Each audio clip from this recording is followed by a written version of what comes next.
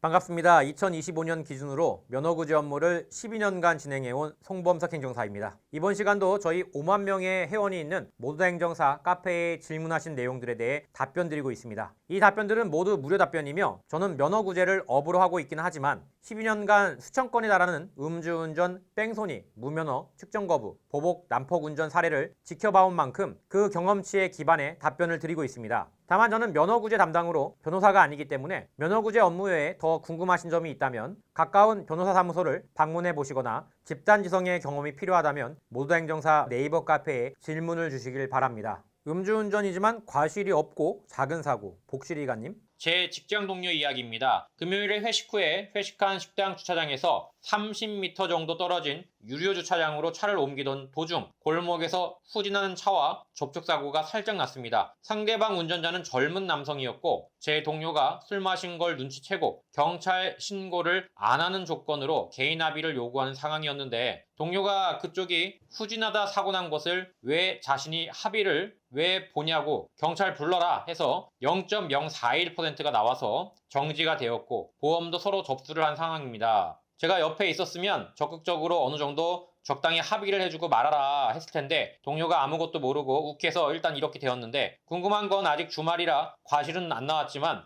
음주과실 20% 정도 생각해도 2대8 아니면 3대7 피해자가 될 걸로 보입니다. 상대 차주가 대인까지 요구를 해서 대인 접수까지 되어 있다고 합니다. 이런 경우에 과실이 작은 피해자지만 음주운전이기 때문에 상대방이 형사사건에서는 피해자가 되는 건지 형사합의도 봐야 하는 건지 궁금합니다. 많은 분들이요, 음주운전은 모든 과실을 내가 다 뒤집어 쓴다라고 오해하시는데 사실이 아닙니다. 민사상 과실 비율은 사고 경위, 진행 방향, 도로 상황 등 사고 자체의 원인을 기준으로 산정하는데요. 음주 여부는 과실 비율에 있어서 참작은 되지만 그것만으로 가해자와 피해자가 나눠지진 않습니다. 따라서 이 사건에서는 후진 차량의 잘못이 크다면 7대3 혹은 8대2와 같은 비율이 나올 것 같고요. 즉 민사 손해배상 책임은 어디까지나 사고 원인 비율로 나누는 것이며 음주운전 여부로 일방적으로 결정되진 않는다는 거죠. 반대로 음주운전 여부는 형사 문제에서는 크게 작용합니다. 혈중 알코올 농도 0.03% 이상이면 정지,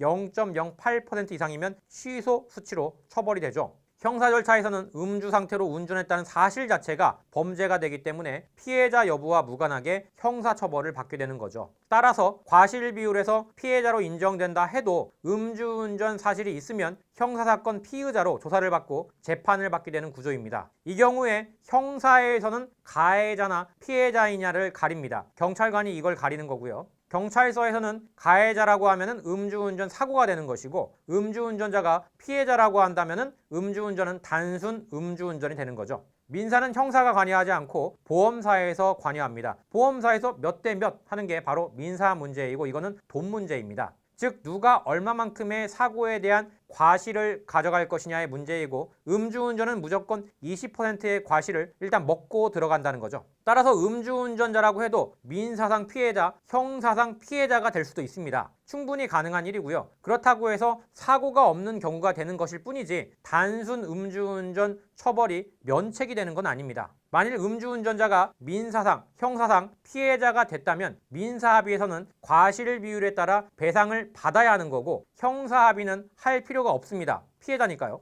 이런 걸 많은 분들이 모르시는데 반드시 알아두시길 바랍니다. 여기까지 답변 드렸습니다. 모두다 행정사 네이버 카페에서는 반성문, 탄원서, 합의서 샘플 및 양형자료 리스트를 무료로 배포해드리고 있습니다. 카페에 가입하셔서 받아가시길 바랍니다. 또한 집단지성의 힘으로 만든 음주운전 사례 분석 자료집도 무료로 배포하고 있으니까 꼭 신청해서 받아가시길 바랍니다. 이 샘플집에는 양형의 어떤 요소가 실제로 고려가 됐고 구체적으로 어떻게 대응해야 하며 어떤 자료를 준비해야 감형 가능성이 있는지 세세하게 나와 있습니다. 혹시 지금 당장 대응 방안을 찾고 계시다면 그냥 기다리지만 마시고 꼭 받아서 확인해 보시길 바랍니다. 여러분이 스스로 준비할 수 있는 범위를 훨씬 넓혀줄 겁니다. 자료집은 무료이니까 부담 없이 받아가시면 좋겠습니다. 여기까지 모두다 행정사 송범석 대표였습니다. 감사합니다.